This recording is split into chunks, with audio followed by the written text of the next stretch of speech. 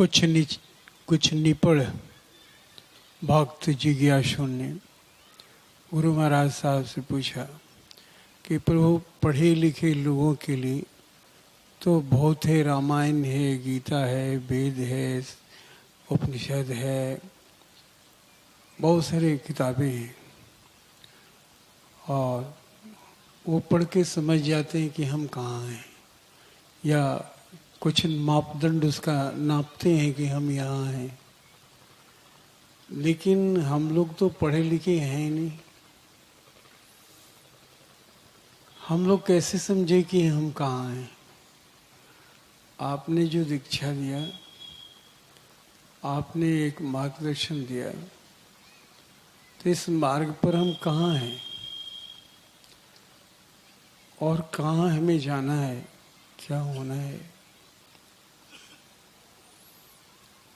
आपने बताया कि यहाँ हम कुछ होने के लिए आए हैं, तो हमें क्या होना है कि हम अपना जांच कर सके बिना पढ़े लिखे, बिना कुछ पढ़ करके कैसे अपने आप में समझ सके कि हम कहाँ हैं? कोई मापदंड है? तो उन्होंने कहा कि हाँ है।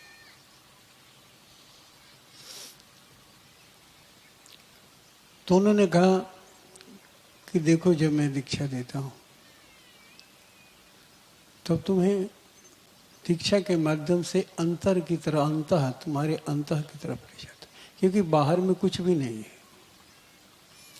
बाहर में जिसे प्राप्त करने चले हो, ईश्वर परमात्मा, कुछ भी नहीं है।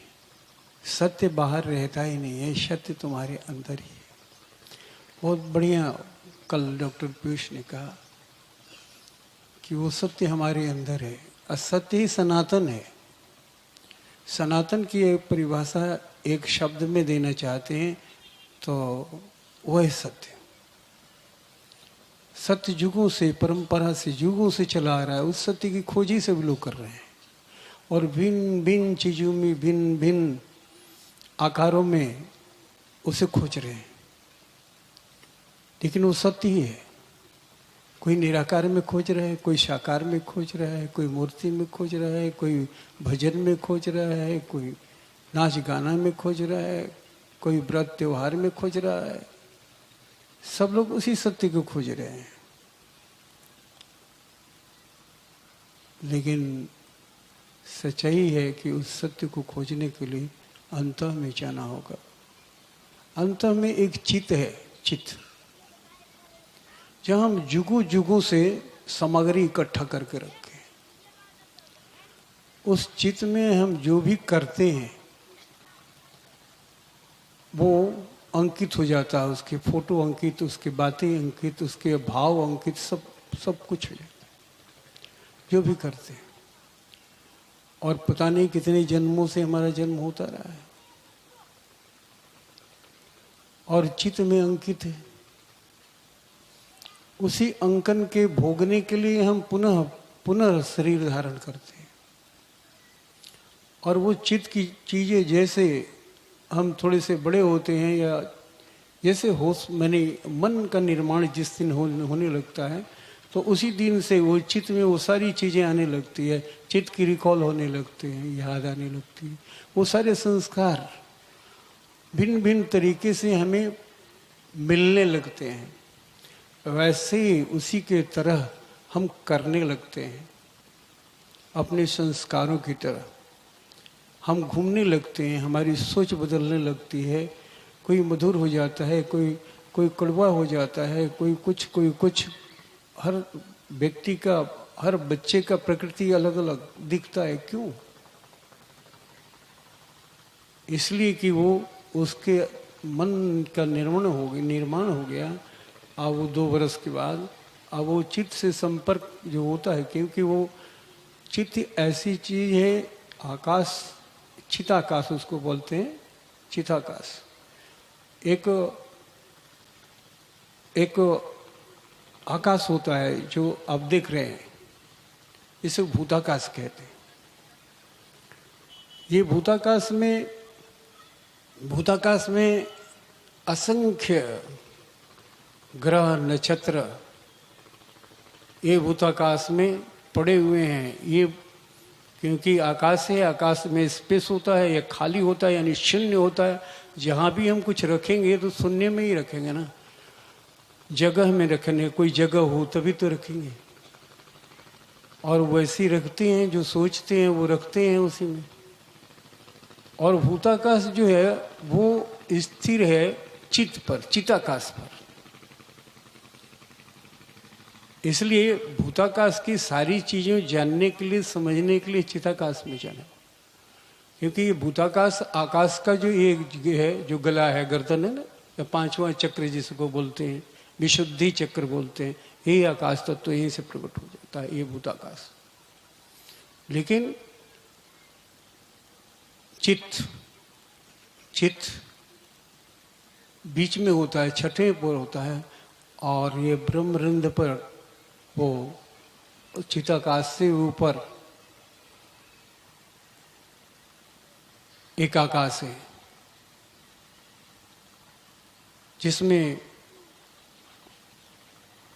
जिसमें हमारा सत्य रहता है। वहां हमें पहुंचना है। तो इसलिए चित्त पर जितनी संजोगे हमने कई जन्मों की चीज चित्त में सजाते गए हैं। फिर शरीर मिला तो चित्त मिला। चित्त ऐसे मिल नहीं सकता बिना शरीर का। तो शरीर धारण किए हैं तो चित्त में जितनी भी चीजें हैं हमने कई जन्मों का इकट्ठा किया है, वो आपको आपके पास आएगा। वैसे स्वभाव आपका बनेगा। इसलिए एक ही घर में एक ही बाप और एक ही माँ के जन्म में 3 बच्चे 3 तरह के हो जाते हैं। उन्हें एक तरह का होना चाहिए, बाप की तरह ही होना चाहिए या माँ की तरह ही होना चाहिए। क्योंकि एक ही बाप एक ही रजबीर से बने हैं, तो तीनों को एक जैसा होना चाहिए। एक जैसा क्यों नहीं होते? क्यों अंतर हो जाता है? एक ही स्कूल में पढ़े, एक ही आंगन में खेले कूदे, खाए पिए, एक ही घर में रहे, फिर वो 3 तरह के सोच वाली क्यों हो जाती? इसलिए कि वो चिताकाश, चित्त में जो उनकी चीजें उन्होंने रखा है वो पड़ी हुई है। और वो मिटाने के लिए, वो समझने के लिए, इस विज्ञान को समझने के लिए उन्हें फिर पुनः चित्त में जाना होगा। बहुत ऐसी चीजें हैं कि लोप हैं, वो वहाँ न जाने की वजह से वो गुप्त रूप से आप प्रभावित होते हैं। लेकिन नहीं जाने की वजह से उसको आप स्पॉट नहीं कर सकते वो कहाँ है, कैसे निकाल सकते हैं? निकाल नहीं सकते। निकालने की एक ही बुद्धि है, वो आप अंदर में जाइए और ठहरिए, वहाँ ठहरना सीखिए, एक वर्तमान बनाना सीखिए।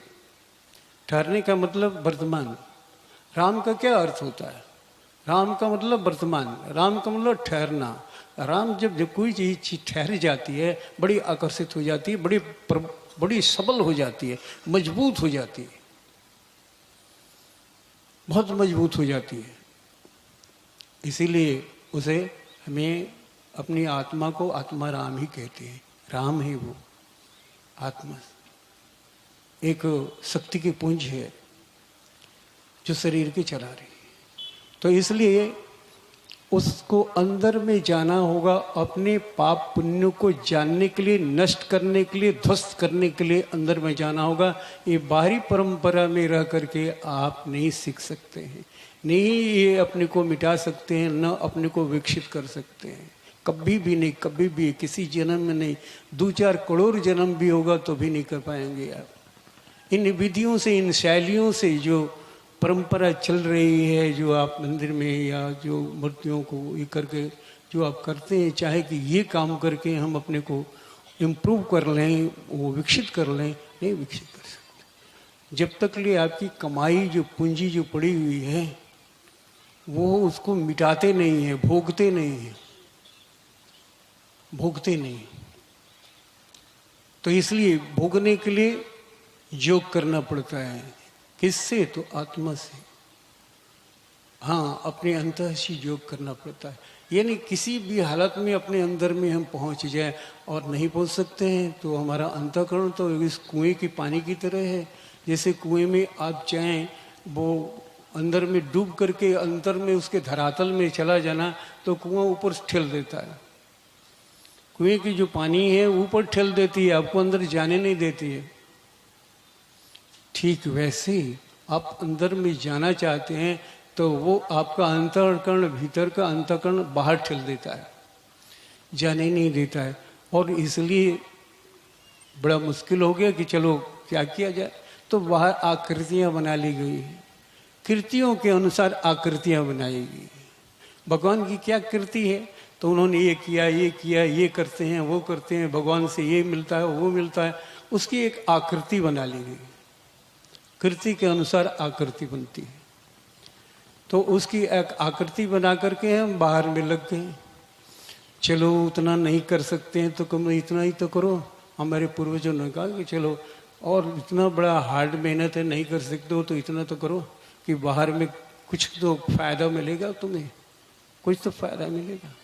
और मिलता भी है, क्योंकि हमारा ये स्कूल है ना, हमारा जो मंदिर है या दो वो मूर्ति है, वो हमारा प्रथम स्कूल है, लोअर स्कूल है।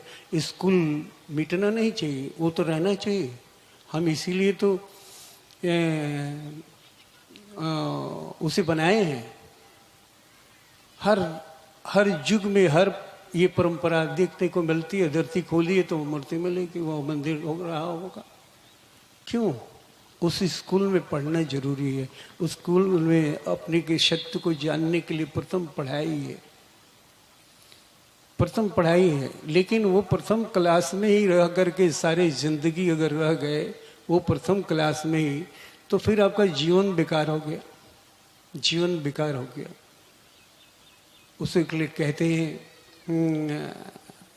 विवेकानंद कि एक बच्चे को जाते हुए मंदिर की तरफ देखता हूँ तो मुझे बहुत खुशी होती है कि जा रहा है, वो ईश्वर का सत्य को जाने गया। वहाँ पूछेगा पापा ये क्या है, तो भगवान है। तो भगवान क्या होते हैं, कहाँ रहते हैं, पूछेगा। एक क्वेश्चन, एक प्रश्न, एक प्यास जो लगाएगा, यही तो प्यास पैदा करेगा, एक भूख पैदा करेगा इसे पाने के लिए, उस सत्य को जानने के लिए। पहला पाठ्यक्रम में होना ही चाहिए, वो जरूरी है। लेकिन और विद्यालय का कोई चिन्ह नहीं है, उसी का चिन्ह ले लिया। विगर्भ में आप खोदते हैं, परंपरा में देखते हैं तो और कोई चिन्ह नहीं, निराकार का कोई चिन्ह मिलता है? निराकार की 4 शरीर है आपके, वो 4 शरीर का कहीं जिक्र है, कहीं मिलता है? नहीं मिलता है। प्रथम पाठशाला है, इसलिए कि पिंड से है ना, पिंड से पृथ्वी रखा हुआ। तो इसलिए खैर वो तो बहुत लंबा हो जा रहा है, आपको उधर नहीं ले जाना चाहते हैं। हम वो कहना चाहते हैं कि उसे मिटाने के लिए हमें चित्त में जाना होगा। चित्त से हट करके कोई आप काम करेंगे, चित्त की लिखी हुई चीज़ कौन मिटाएगा? फिर तो आप उसी तरह से भोगते रहेंगे, बाहरी कर्म करते रहेंगे। ये बाहरी कर्म तो आपको आज करके गए, नष्ट हो गया, तुरंत उसके एवज में कुछ ले लिए, कुछ मांग लिए, कुछ इच्छा कर लिए, कुछ इच्छा कर लिए तो नष्ट हो गया। भगवान ने तो कहा है कि कर्म का फल तो मैं ही देता हूँ, चाहे तुम बाहर करो या अंदर करो, लेकिन बाहरी कर्म का फल तुम्हारे मिट जाता है, वो रहता नहीं तुम्हारे पास, इसलिए कि वो तुम मांग लेते हो, संजो नहीं सकते हो। तो इसलिए अपनी भक्ति तुम्हें नहीं दे सकता। जो मांग लेता है उसे क्या भक्ति देना है, जो नहीं मांगता है भक्ति तो उसे दी जाती है, उसे आगे बढ़ाया जाता है। तो इसलिए अपने उन बंधनों को जो संस्कार रूप में हमें अपने इकट्ठे करके आए हैं, उन्हें काटने के लिए गुरु एक कोई प्रणाली देता है, एक विधि देता है, क्रिया देता है, या कोई नाम देता है या मंत्र देता है, और कहता है, उसे बताया है कि इस तरह से तुम्हें करना है। जब इस तरह से वो करने लगता है तो सट से उसकी अंदर में ताकत है उस मंत्र की, कि वो परिष्कृत किया हुआ है, वो रिचार्ज किया हुआ गुरु का, एक्टिवेट किया हुआ है। जैसे सिम बनाया जाता है मोबाइल का, वो एक्टिवेट करता है, जब गुरु एक्टिवेट कर देता है उसी मंत्र में बस शक्ति आ जाती है। और सिम आप लीजिए, एक्टिवेट न कराइए तो वो सिम बेकार है, वो आपका मोबाइल नहीं चलेगा, संदेश नहीं पहुंचेगा। उसी को कंपनी जो बनाती है एक्टिवेट करती है तो उस दिन से चालू हो जाता है।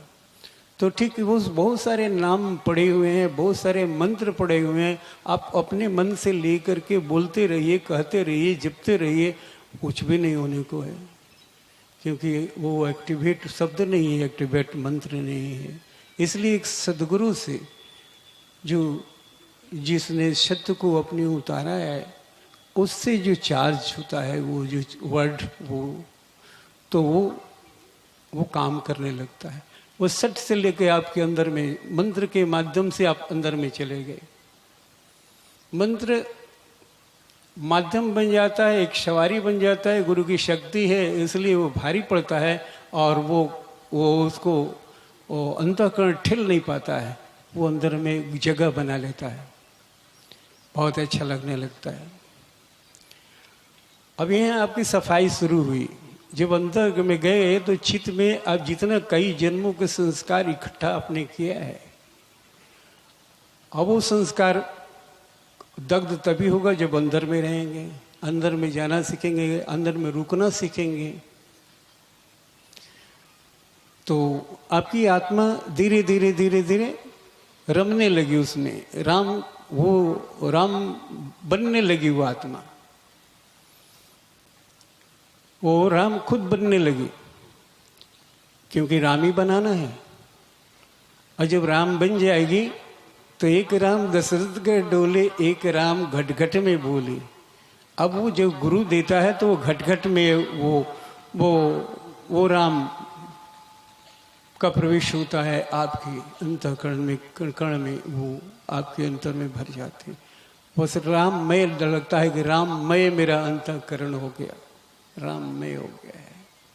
अब ऐसे राममय होगा तो आपको मंत्र हट जाएगा, मंत्र आपकी जरूरत नहीं, इसलिए कि मंत्र तो अंदर जाने के लिए बात है ना। अब तो उसे पूरा डुबोना है, जैसे बाल्टी रस्सी लगाते हैं बाल्टी में और कुएं में डालते हैं, तो अब रस्सी का कोई काम नहीं है। अब बाल्टी कुएं में डालने के लिए रस्सी थी और फिर खींचने के लिए रस्सी थी, भरने के लिए नहीं रस्सी थी। अब तो कुएं में जाएगी तो बाल्टी डूबेगी, भर जाएगी तो खींचने के लिए रस्सी की जरूरत है और डालने के लिए रस्सी। ठीक वैसे ही मंत्र के द्वारा आप अंदर जाते हैं, अब मंत्र की जरूरत नहीं है, अब मंत्र की कोई जरूरत नहीं है। दृष्टा दृष्टि, अंदर में एक दृष्टि लग गई, अब दृष्टि से दिख रहे हैं, आंखें खुली हैं बाहर की तरफ, लेकिन बाहर कुछ भी नहीं दिखाई पड़ रहा है। जो भी दिखाई पड़ रहा है अंतः को दिखाई पड़ रहा है, अंतः को पड़ रहा है। आगे चल करके हम ऐसे ही हो जाते हैं, अंतः जब दिखने लगता है तो हम बाहरी आंखें हमारी खुल जाती है। जब तक ले अंतः नहीं दिखता है तब तक आंख बंद करके उसको देखते हैं, अच्छा लगता है, उसमें एक नशा होता है, देखने में एक नशा होता है। तो ये पहली क्रिया है, जब जाते हैं तो ऐसा होता है। इसमें क्रिया में कहते हैं कि जब आपने पढ़ा होगा वो समुद्र मंथन में 14 रत्न मिले थे, तो ये ध्यान ही है तो समुद्र मंथन है, ध्यान से ही समुद्री मंथन तो कर रहे हैं यार, लेकिन ये जानते नहीं कि ये समुद्र मंथन है यार, इसलिए किसी ने बताया नहीं है या कहीं पढ़े नहीं है। तो पहला जो होता है मंत्र, जब हम खोने लगते हैं यानी खो जाते हैं, जब अंतर में मंत्र के द्वारा जाते हैं, अब जब खोने लगते हैं वहाँ गुम हो जाते हैं तो बहुत अच्छा लगता है, सुकून मिलता है, लग रहा है कि कहाँ चले गए थे, लग रहा है कि सो गए थे क्या, लेकिन कुछ पता नहीं है। सोने में भी सपना होता है लेकिन उसमें कुछ भी नहीं है, और शरीर हल्का है और समय बहुत हो गया, घंटों बैठ गए, हम तो बैठे थे 15-20 मिनट बिताने के लिए, ध्यान करने के लिए, लेकिन पौन घंटा हो गया, 1 घंटा हो गया, नहीं समझ में आता है कहाँ क्या हो। ये है नशा। समुद्र मंथन में पहले जो तत्व जो मिला था, जो पहला रत्न मिला था, ये है सुरा। सुरा मिला था, यही सुरा है। ये सुरा पीने के बाद में इतना आनंद लगने लगता है, मन करता है कि हमेशा पिए, हमेशा पिए, हमेशा बैठे। वो काम छोड़ देते, ये संसार बोझ हो गया है। वो आदमी छोड़ के, काम छोड़ करके, चिंताओं को छोड़ करके चाहता है कि थोड़ी देर आंख बंद कर ले, थोड़ा बैठ ले थोड़ा सा, क्योंकि वो इतना नशा होता है कि वो नशा में हल्का हो जाता है शरीर उसका, और वो खो जाता है उस नशा में, होश ही नहीं रहता है पूरा। माने जो ध्यान है पूरा नशे की चीज है। पहला नशा थोड़ा सा गंभीर होता है और ज्यादा होता है, और उसमें ज्यादा टाइम भी लगता है। हम इसे छोड़ना भी नहीं चाहते हैं इस नशे को। लेकिन दृष्टा दृष्टि जब बन जाती है, जब दृष्टा हो जाते हैं हम, हमारे आंखें देखती रहती है, जब अंतर में जाकर दृष्टा दृष्टि बन जाते हैं तो नींद नहीं आती है। तब ये नशा कम होने लगता है, अब होश होने लगता है हमें। तो इस तरह से जो पहला मंत्र देगा उसमें एक सुरा प्राप्त होगी। तो आप सोच सकते हैं सुरा को रत्न कहा जाएगा। एक तो रत्न प्राप्त हुए थे ना, ये तो कोई दारू और शराब नहीं को रत्न कहते हैं, दारू शराब को रत्न कहते हैं। तो लोग सोचते हैं कि वो दारू पिए थे, दारू वो राक्षसों को दे दिया गया। वो समुद्र मंथन में जो वर्णन लोगों ने किया है या कहा है, वो बाहरी मन पर रह करके वो किया है कि वो देव असुर मिल करके किए थे ना, तो देवता लोग बड़ी चालाकी किए, वो जो शुरा है वो राक्षस ले लिए और विष भी दे दिए शंकर जी को। ऐसा ये चर्चा है, लेकिन सत्य ये नहीं है। वो सुरा सभी को मिलता है और यही सुरा इसे आगे बढ़ाता है। इस सुरा में एक अनुभव है, अंदर में जाने से एक अनुभव है कि एक अच्छा लग रहा है, कुछ हो रहा है, कुछ महसूस कर रहे हैं, हमारा शरीर पुलकित हो रहा है, हल्का हो रहा है। और जिस मंत्र में, जिस ध्यान में, जिस चीज में कोई अनुभव नहीं होता हो, वो आदमी को बोझ लगता है कि हम बोझ ढो रहे हैं। पर सत्य में तो अनुभव है ना, सत्य में तो अनुभव है। हम सत्य को खोजने के लिए चले हैं। ये हमारा सनातन परंपरा है कि हर तरीके से उसे खोजना है। तो ध्यान पहले करते हैं तो इस तरह से होता है। तो ऐसा व्यक्ति क्या होता है कि जब ऐसे व्यक्ति नशा में रहने लगता है और आनंदित रहने लगता है और चाहता है कि कहाँ लुका के, छिप करके इस ध्यान को करे। खोना उसको बहुत अच्छा लगता है, नशा उसको बहुत अच्छा लगता है। ये नशा अगर प्राप्त हो जाए तो बाहरी नशा कोई करने की जरूरत ही नहीं है। और शायद इसी नशा से बाहरी नशा हमारे जिंदगी में आई होगी। शायद इसी नशा के वजह से बाहरी नशा को जिंदगी में लोग न ले आया होगा कि ये नशा मिलता नहीं है, अंदर जाने से मिलेगा, अंदर जाते नहीं हो तो ये नशा मिलेगा कहाँ से? ये नशा मिलेगा कहाँ से? जैसे हम अंदर जाते हैं तो भगवान शंकर का जो रंग है वो ना, वो कैसे भगवान का कर नील शरूर नीलमणि नील नील नीलदर्शा। ये जो नीला रंग है उसमें वो नशा है। और नीले प्रकाश जो भगवान का प्रकाश है, ईश्वर का प्रकाश है, जब हम जाते हैं तो वो उससे संपर्क होता है तो हमें नशा होने लगता है। अब वो आदमी हमेशा एकदम, जब भी वो होश में रहेगा तो उन्नाता रहेगा, भगवान का गुण गाता है, भगवान का गुण गाता रहे। पहली घटना ये घटती है तो उसको कहते हैं मन में लगन लग जाए, रचना हरि गुण गाए, तो ऐसा समझ लेना प्रभु से मिलन होगा, अब हरि से मिलन होगा, वो गुरु से मिलन होगा। ये पहला सूत्र है।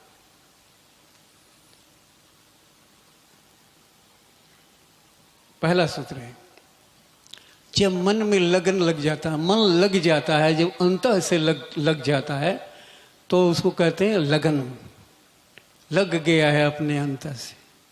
अब अंतः की जो सुख आनंद मिलता है, उसी आनंद को पाने के लिए वो बाहर में भी गुनगुनाता है, बाहरी बैखरी वाणी से भी वो चल रहा है। काम करना है तो काम में भी होश रहना चाहिए, तो काम कर रहा है, लेकिन इसको छोड़ना नहीं चाहता है। इसलिए अब मौन हो जाए तो काम भी नहीं हो, तो इसलिए चाहता है काम भी तो करना है ना, और इस कर्म को भी करना है, इसका आनंद भी लेना है, तो वाणी से उसको बोलता है और फिर उसको सुनता है। और काम कर रहा है, वाणी से बोल रहा है, सुन रहा है, वाणी से बोल रहा है, सुन रहा है, ये उसकी दवा हो गई। बड़ा मजे की बात आती है उसको। तो इसलिए कहता है अब रचना मैंने जीव, जो जीव सभा में बैठ करके वो दूसरे की शिकायत किया करता था, आलोचना किया करता था, वो बहुत अच्छा नहीं है, वो ऐसा कर दिया, उसने ऐसा कर दिया, उसने ऐसा कर दिया, वो खाली अवगुण देख के बैठ करके मीटिंग करते रहते हैं लोग, साधक होकर के भी ऐसे करते रहते हैं। जिसका बुराइयां हैं वो कितना कहाँ से खोज के ले आएंगे और उसका रस लेंगे। एक बोलेगा और 3 4 10 गो मिल करके उसका रस लेंगे, और रस जैसे मिलेगा तो दूसरा भी उसको बोलेगा, तो तीसरे रिपीट करेगा, कुछ और वो जानता है तो वो और ले आएगा। अभी रस लेते हैं ये सब लोग मिल करके। अब इस रस लेते हैं तो आप अपने चित्त पर तो लिख रहे हैं गंदगी, ये सारी चीजें लिख रहे हैं अपने चित्त पर, छाप रहे हैं मोहर, धनाधन नोट बढ़ रहा है, आपका धनी हो रहे हैं आप। फिर इसको डिलीट करना होगा तो कैसे करेंगे? ये तो बड़ा आसान से आपने लिख दिया, क्योंकि जो भी आप बात करेंगे तो वो तो चित्त में जाके जमा होगा ना। कहाँ जमा होगा, कहाँ जगह है उसके पास, कहाँ जगह है? वो चित्त ही है कि जहाँ जगह है, वैक्यूम है उसमें पूरा जगह ही जगह है, स्पेस ही है। चिताकाश में स्पेस ही है, जो जितना डाल सके डालते रहे, भरेगा नहीं।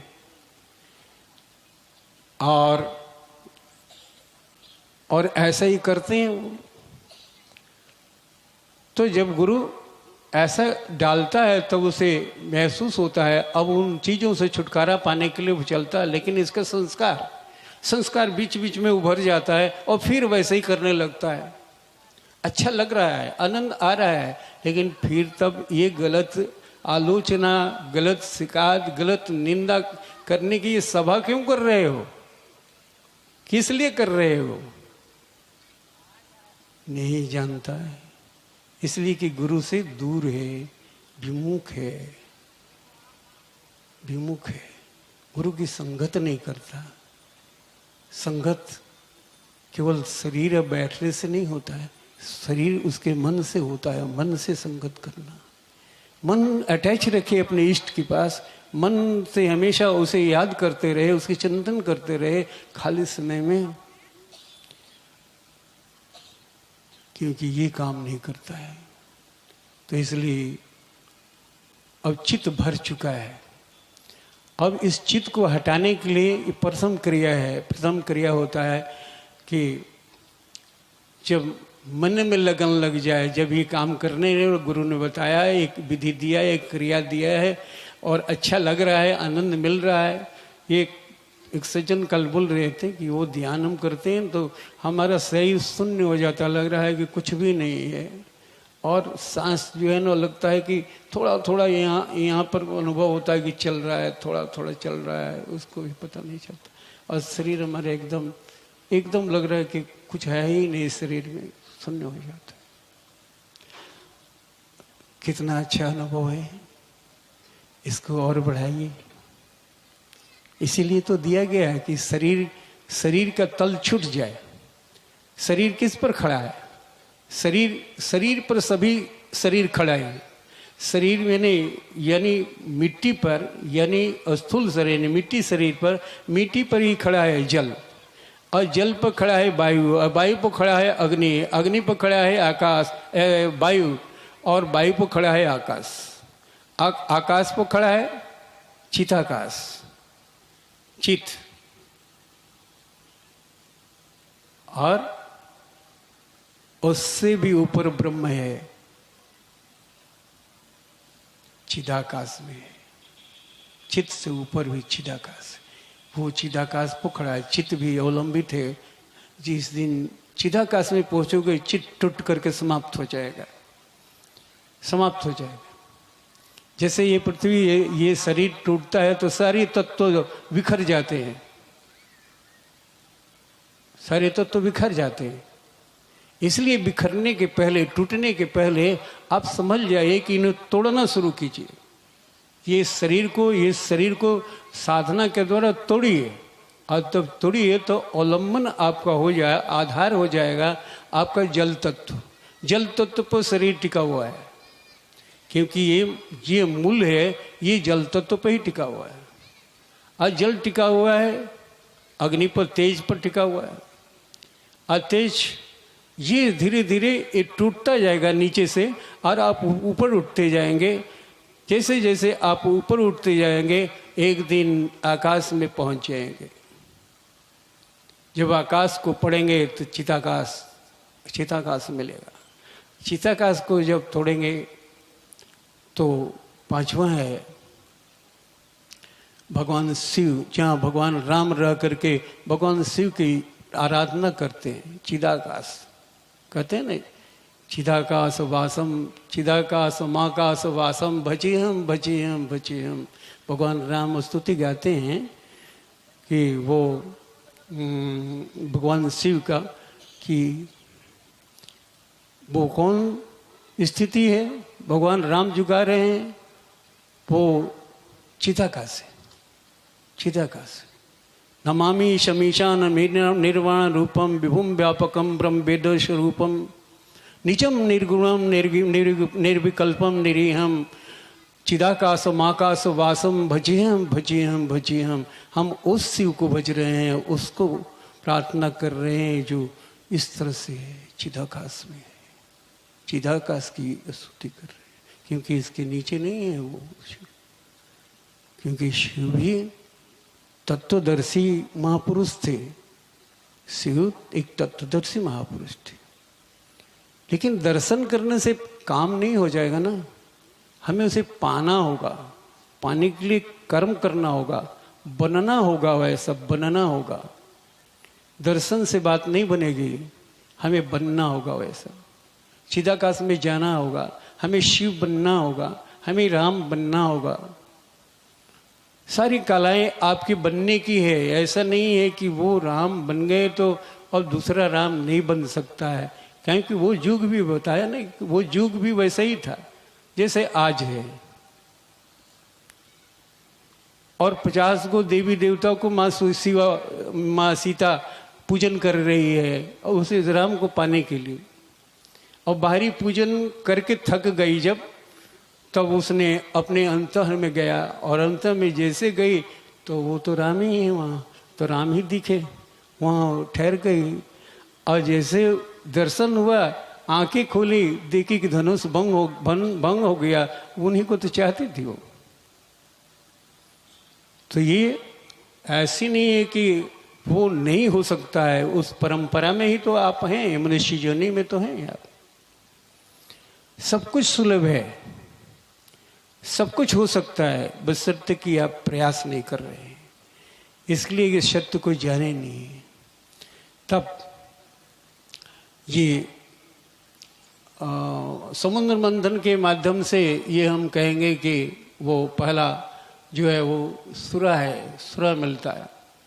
उसके बाद आपके कल्प वृक्ष कामधेनु, क्योंकि जब अंदर में आप ठहरने लगेंगे तो इच्छाएं आपकी सब पूर्ति होने लगेगी।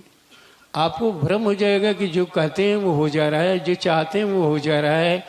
आप सब भ्रम हो सकता है कि हम बहुत बड़ा महात्मा हो गए, संत हो गए या क्या हो गए, या गिर भी सकते हैं यहाँ से, ऐसा भ्रम हो जाता है। क्योंकि शांत मन में अपार शक्ति है, कुछ भी सृजन करने का, कहीं भी वो किसी भी मैसेज को भेज देने का, सारी शक्तियां दौड़ पड़ती है आपके पीछे। और खास करके लक्ष्मी उसी मंथन से पैदा होती है। आप जिस भगवान की कर रहे हैं, कृति कर रहे हैं भगवान विष्णु की, वो लक्ष्मी, अगर लक्ष्मी नहीं होती तो क्या मानती है आप उनको? वो कैसे पालन पोषण करते, किसी का जगत का पालन पोषण किससे कहते, कौन सी शक्ति से करते? लक्ष्मी नहीं मिलती तो वो कहाँ से मिली थी? तो समुद्र मंथन से मिली थी, ध्यान करने से मिली थी। किसी को भी मिलती है, आपको भी मिलेगी। तो इसलिए पहला जो मंत्र है, जो हमें ऐसे ही होता है, जब ये मंत्र मन में लगन लग जाए, रचना हरि गुण गाए, तो ऐसे समझ लेना कि प्रभु से मिलन होगा, हरि से मिलन होगा। अब ये पहला सूत्र है, तो इससे पहली बात कि आपके अंदर में भगवान भर रहे हैं, आप करीब हो रहे हैं, बहुत करीब हो रहे हैं, आपका मंथन सही चल रहा है, किसी समाधि की ज्ञान की जरूरत नहीं है, कोई फिलॉसफी पढ़ने या वेद शास्त्र गीता किसी की अध्ययन की जरूरत नहीं है, किसी की जरूरत नहीं है। आप तो गीता पढ़ रहे हो, ध्यान तो क्या है? गीता ही तो है। आप बेकरी से पढ़ते हो, आप बेकरी से पढ़ते हैं तो कहते हैं हम गीता रोज पढ़ रहे हैं। आए आप ध्यान के माध्यम से वो परा और पश्यंती से पढ़ते हैं, पश्यंती मध्यमा और पश्यंती से उसी गीता को पढ़ते हैं, उसी गीत को गा रहे हैं। भगवान के ही तो गीत गा रहे हैं। किससे? तो पश्यंती से गा रहे हैं, यानी हृदय की वाणी। जहाँ आवाज नहीं है, ध्यान है, उसको ध्यान कहते हैं। पश्यंती वाणी को ध्यान कहते हैं, हृदय का ध्यान। तो पश्यंती से गीता पढ़ रहे हैं तो ये तो और ज्यादा काम आपका हो रहा है, ये और ज्यादा काम हो रहा है। आप तो सही तरीके से चल रहे हैं। कोई जरूरी नहीं है कि बाहरी बैखरी गीता भी आप पढ़े।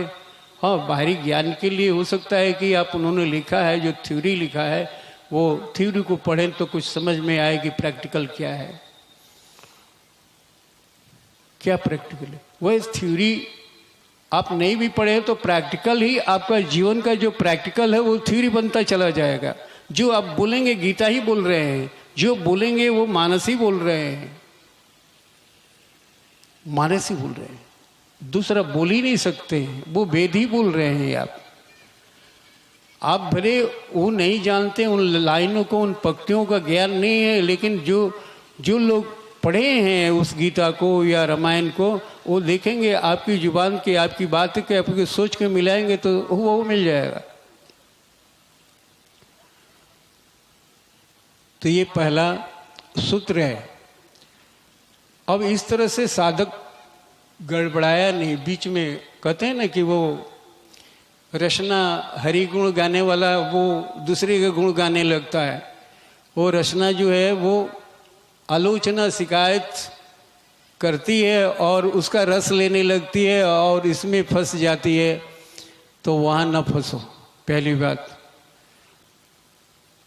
और इस तरह से वो शुद्ध रहा, पवित्र रहा, गिरा नहीं, किसी तरह से गुरु की दया से ऊपर चलता रहा, तो आगे चल के अगली जो घटना घटती है उस पर, उस अपढ़ व्यक्ति पर, जो कोई पढ़ा लिखा नहीं है, कोई वेद शास्त्र नहीं पढ़ सकता है, रामायण गीता नहीं पढ़ सकता है, नहीं जान सकता है कि हम कहाँ हैं, लेकिन उसके पास अनुभव तो है ना, अनुभव प्रैक्टिकल है, थ्योरी नहीं है। तो कहता है प्रैक्टिकल में क्या होता है? तब जब याद कभी उनकी आए, आँखियाँ भरी भरी जाए, तो ऐसा समझ लेना प्रभु से मिलन होगा, हरि से मिलन होगा। सच है। अब आपके अंदर में डिलीट हो रहा है, जो भी आप कर्म संस्कार है वो डिलीट हो रहा है, वो मिट रहा है। अब जितनी नए संस्कार आप डाल रहे हैं वही पड़ रहा है, वही बन रहा है, वही बन रहा है। अब जिधर नजर जाती है उन्हीं की तरफ, जिधर नजर जाती है उन्हीं की तरफ, जिधर लाइन आती है उन्हीं की तरफ, जिधर लाइन आती है उन्हीं की तरफ।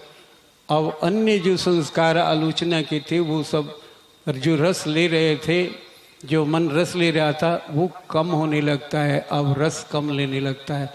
अब उसके नहीं ऐसा नहीं करना चाहिए यार, अच्छा मज़ा आ रहा था ये सभा में बैठकर, हम कैसा तो लगने लगा, हमें हानि हो गया कुछ, वो महसूस करने लगता है, महसूस करने लगता है। और जब भी महसूस करने लगता है तो गलती करना छोड़ देता है। क्या करने आए थे क्या करने लग गए, वो महसूस करता है क्या करने लग गए। जब उसकी याद आती है तो उसको पता नहीं चलता है क्यों ऐसा हो जाता है। जब आँखियाँ भरी भरी जाए तो ऐसा समझ लेना प्रभु से। ये पहली बार जब आंखों में आंसू आते हैं ऐसी हालत में तो इतने बेजोर के आते हैं कि आप एक साथ उन्हें आंसू आ गए तो उसे संभाल नहीं सकते हैं, आपकी बोलती बंद हो जाएगी, गला रुंध जाएगा। लेकिन ये धुआं के आंसू है ना, पहले जो कोई भी अग्नि जलती है तो धुआं निकलता है, वो धुआं ही कार्बन है। वो धुआं आँख में लगता है तो बड़ा तीता लगता है, आँख में लोर आ जाता है। वो धुआं अभी गंदगी है, वो गंदगी निकल रही है, ये आंसू में अभी गंदगी है, वो तम के आंसू हैं, ये तम के आंसू हैं। अब वो कार्बन, हमारे अंदर का कार्बन मिट रहा है, इसलिए बहुत उस आंसू में बाढ़ होता है, बिजोर होता है, हिचकियाँ होती हैं, चीख होता है, वो बोलती उसकी बंद हो जाती है। वो चाह रहा है कि वो एक साथ हम दो काम कर दे कि आंसू भी आए तो आए और हम बोलते भी रहें, ऐसा नहीं होगा, उसकी बोलती बंद हो जाती है। ये समझ लो कि ये पहला आंसू है, ये धुआं है, ये कार्बन है, हमारे अंतः का कार्बन निकल रहा है, हमारे अहंकार गल रहा है, समझो कि अहंकार के आंसू है। और आगे चल करके बड़े शिष्ट शालीन आंसू होते हैं, शिष्ट शालीन, आए छलके और गायब हो गए, आए छलके गायब हो गए। हर लहर उनकी आंखों में दिखती है और सूख जाती है, हर लहर दिखती है और सूख जाती है। इतना नम्र हो गए, नम्र होने लगते। भगवान राममानस में भी इस बातें आई हैं। भगवान राम से पूछ रहे हैं प्रभु लक्ष्मण कि हे प्रभु, आप क्या करने से आप प्रसन्न होते हैं, खुश होते हैं, आपकी खुशी क्या चीज़ में है, क्या चीज़ कोई भक्त करे आपके लिए तो आप खुश होते हैं, प्रसन्न होते हैं। तो कहते हैं कि मम गुण गावत पुलक शरीरा, गदगद गिरा नयन वह नीरा, काम आदि मद दम न जाके, ताके तात निरंतर ताके, बस में ताके। कहते हैं कि जब कोई भक्त मेरा गुणगान करने लगता है, गुणगान करने का मतलब ये नहीं कि मैं जैसे बोल रहा हूँ ये गुणगान ही है, गुणगान है, ये बहुत छोटा गुणगान है, बहुत निकृष्ट गुणगान है, छोटा गुणगान जिसे कहते हैं। गुणगान होता है जहाँ हम मौन हो जाते हैं, मौन होकर के हमारा जो मन है वो अपने इष्ट का गुणगान करने लगता है, यानी उसको देखने लगता है, और देखते देखते इष्ट से, अपने इष्ट से मिलन होने लगता है, उसके मिलन होने लगता है, वो मिलने लगता है। तब उस समय एक आंसू आते हैं, जब मिलन की होता है तो उसमें आंसू आते हैं। हे प्रभु, कहता हे प्रभु, जैसे कहा वैसे मिल गया, प्रभु मिल गया। इस तरह से उसकी आंखों से आंसू आते हैं। कहते हैं कि ये आंसू निकलते हैं तो समझो कि मैं प्रसन्न हो रहा हूँ, उस भक्त से मैं प्रसन्न हो रहा हूँ, वो मेरा गुणगान कर रहा है। और इस गुणगान करने से, आपकी बाहरी गुणगान करने से, हरे राम हो राम, राम हो राम कर रहे हैं, ये गुणगान नहीं है। ये गुणगान नहीं है। मैं मन कहीं और, आप कहीं और, भगवान कहीं और। गुणगान करने में मन तल्लीन हो जाएगा। जहां आवाज नहीं, जहां शब्द नहीं, इतने शांत मन लौलीन हो गया है। ऐसा जब गुणगान करने लगता है, ऐसा ध्यान होने लगता है, इस गुणगान का नाम ही ध्यान है। ऐसा गुणगान होने लगता है, ध्यान में ही हो सकता है, ऐसे नहीं हो सकता है। तो गुणगान करने लगता है, जिससे इस गुणगान से, इस ध्यान से काम आदि मददम न जाके, उतना से तो रोने से मैं केवल खुश होता हूं। वो तुम्हारे आंखों से आंसू आते हैं तो मेरी प्रसन्नता होती है, खुश होती है कि तुम मेरे नज़दीक आ रहे हो, अपने गंदगी को साफ कर रहे हो, तुम्हारी गंदगी साफ हो रही है, ये मैं खुश होता हूँ। लेकिन जब ये गुणगान करते करते तुम्हारी कामना मिट जाए, तुम्हारी कामना में कोई वासना नहीं रह जाए, काम आदि मद दम न जो कि मद और दम दोनों ही न रहे, दोनों विनाश हो जाए, मद का और दम का, दोनों का, कामना और तुम्हारे दम और मद दोनों का विनाश हो जाए। तात निरंतर बस में ताके, मैं उसके घर में अपना घर बना करके रहने लगता हूँ, उसी की यहाँ कि इसको कब जरूरत पड़ जाएगी मेरी, ऐसा मैं इंतजार करने लगता हूँ। तुम्हारे बगैर अब चल नहीं सकते हो, तुम मेरे बैसाखी हो जाते हो, बैसाखी हो जाते, तुम्हारे पीछे पीछे मैं चलता हूँ। जैसे कबीर कहते हैं, मन निर्मल भया जैसे गंगा का नीर, हरि दौड़े पीछे पीछे कहत कबीर कबीर। क्योंकि मन निर्मल हो जाता है, यहाँ मन यहाँ निर्मल हो जाता है। काम आदि दम, कामना खत्म हो गई, दम खत्म हो गया, अहम खत्म हो गया, तो यहाँ मन निर्मल हो जाता है।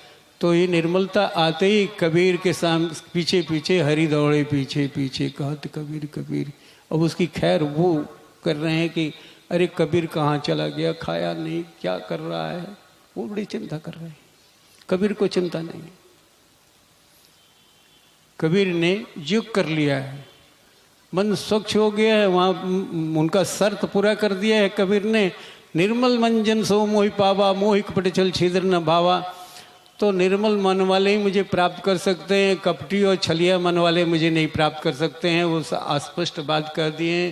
तो अब वो कबीर ने कर दिया, अब वो पीछे पीछे दौड़ रहे, स्वाभाविक है दौड़ना, शर्त पूरा कर दिया भक्त ने, तो वो भगवान को भी पूरा करना ही पड़ेगा। तो इस तरह से वो भगवान पूरा करते हैं।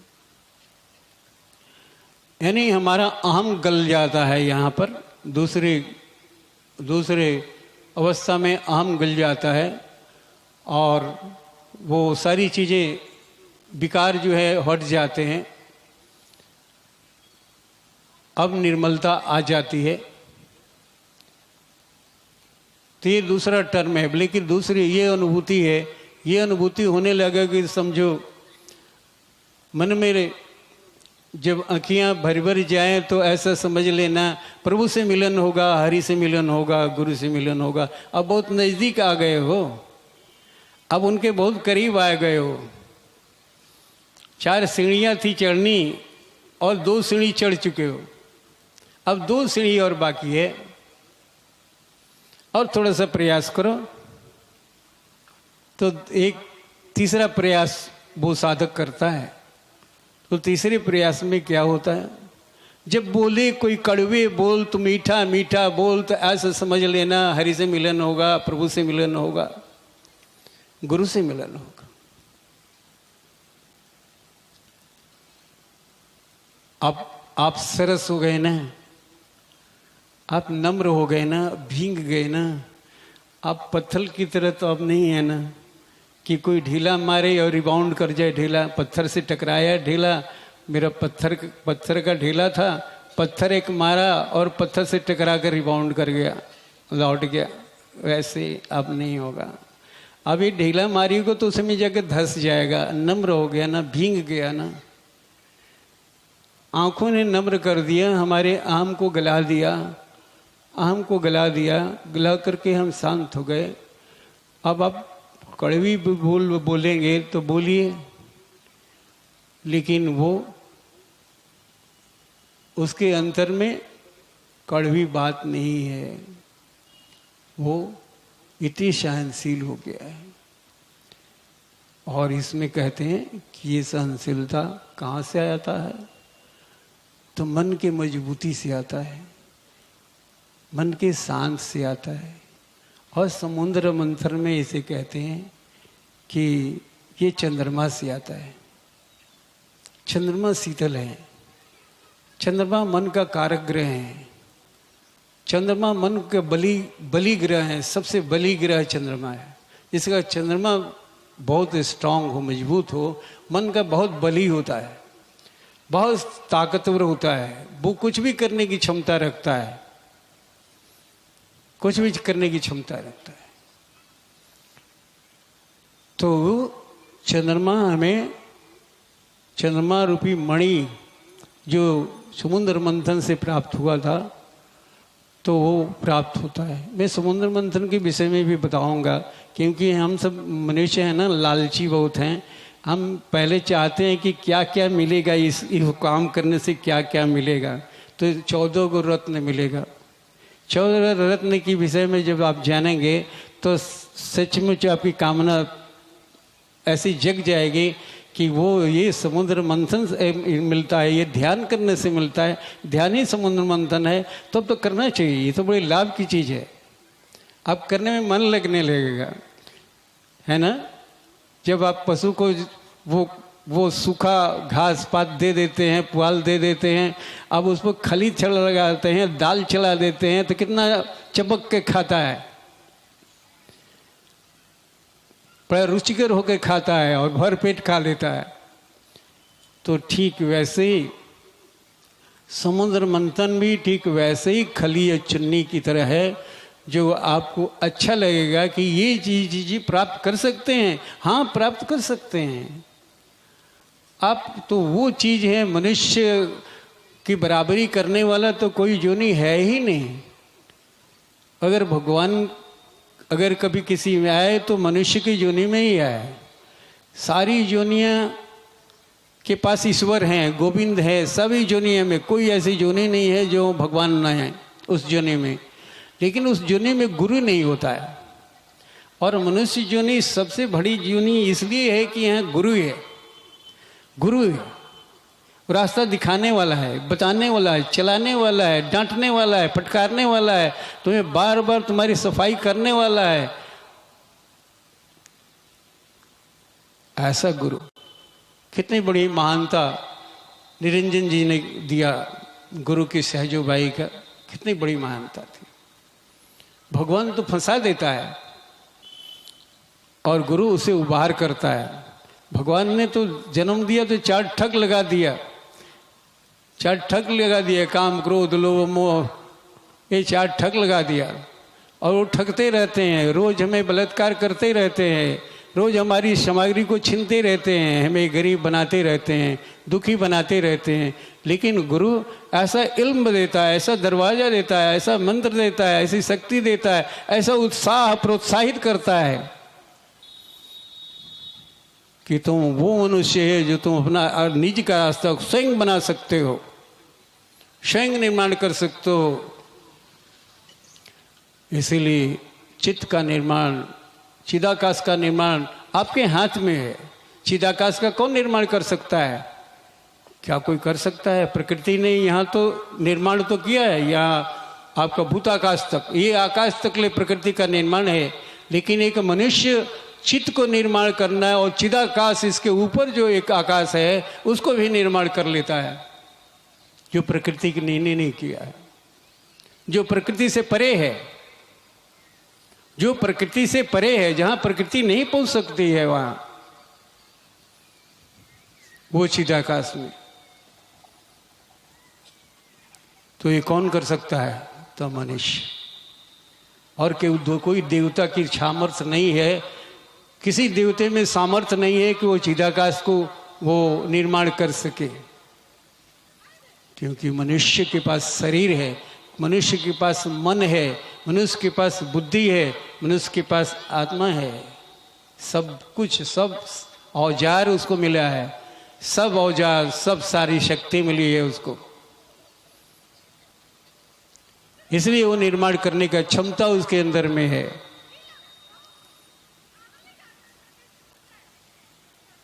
तो इस तरह से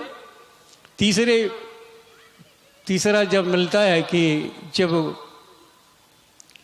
जब कोई तीसरी घटना जब घटती है, हमारी साधना चलती रहती है, कोई भंग नहीं, कोई टूट नहीं, कोई गलती नहीं, हम भक्त गड़बड़ाया अगर नहीं, तो तीसरा घटना घटती है। वो घटना अभी मैंने बताया कि स्थिति ऐसी हो जाती है, शांत हो जाती है, लग रहा है चंद्रमा छा गए हमारे सिर पर, चंद्रमा पूरा फूल रूप से बन गए।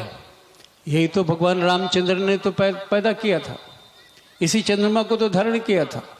शिव बालचंद्र है, शिव और शिव बालचंद्र है, शिव चंद्र है, शिव ने ध्यान किया तो बालचंद्र बने। आप बालचंद्र से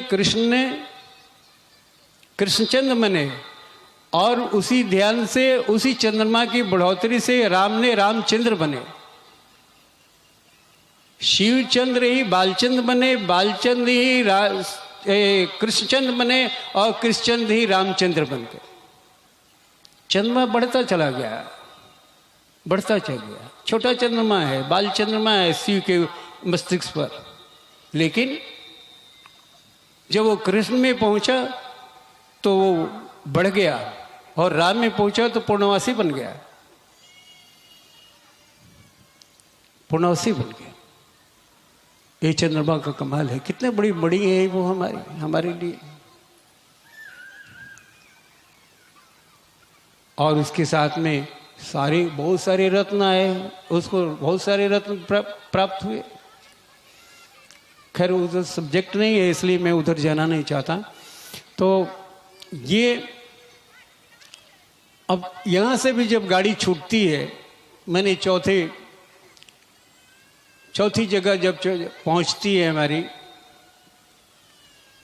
सतलोक में, जैसे कहते हैं ना, कली द्वापर त्रेता सतयुग में जब हमारी मनोस्थिति सब होती है, तब उसी ऐसी स्थिति आती है कि दुख हो या सुख हो, प्रभु की याद रहे। दुख हो या सुख हो, प्रभु हमेशा भूले नहीं कभी। सुख में तो अधिकतर भूल जाते हैं ना, और दुख में याद रहते हैं, और सुख में भूल जाते हैं।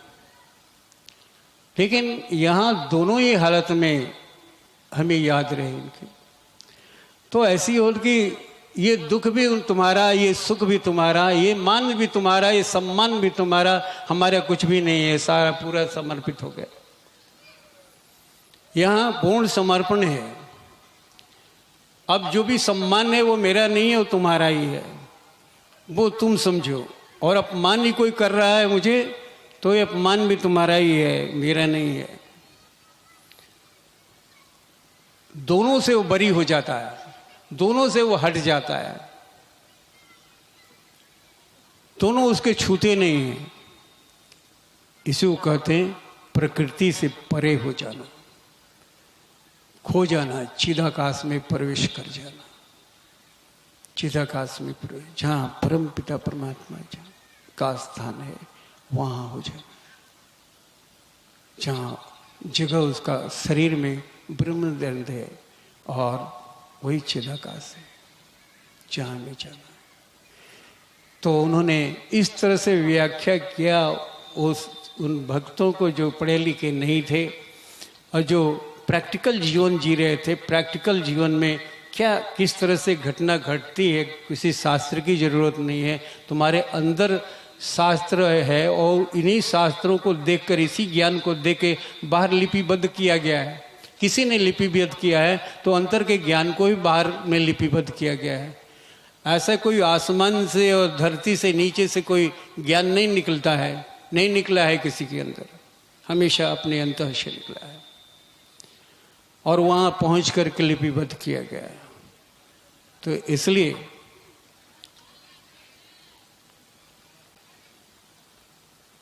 ऐसी सभा में हम सब बैठे हैं जो हमारे प्रभु ने इस तरह से हमें बड़े छोटे छोटे के माध्यम से वो हमें उस सत्य को वो बताते रहे, वो प्रकट करते रहे और उनकी सूक्ष्म उपस्थिति है।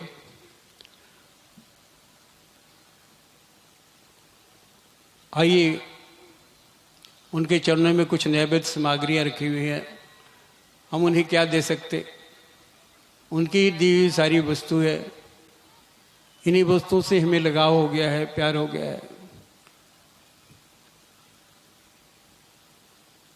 और इनके माध्यम से अपने हम प्रेम को, निष्ठा को, श्रद्धा को उनको समर्पित कर रहे हैं, इस प्रार्थना के साथ कि प्रभु इससे भी लगाव हटा लो, बस अपने चरणों के प्रति की लगाव रहती। उसके लिए हमें 2 बूंद आंसू ही चाहिए और कुछ भी नहीं चाहिए, कुछ भी नहीं चाहिए, बस 2 बूंद आंसू तुम्हारे चरणों में हम चढ़ा सकें, बस इसी की योग्यता हमें बना दो और कोई योग्यता की जरूरत।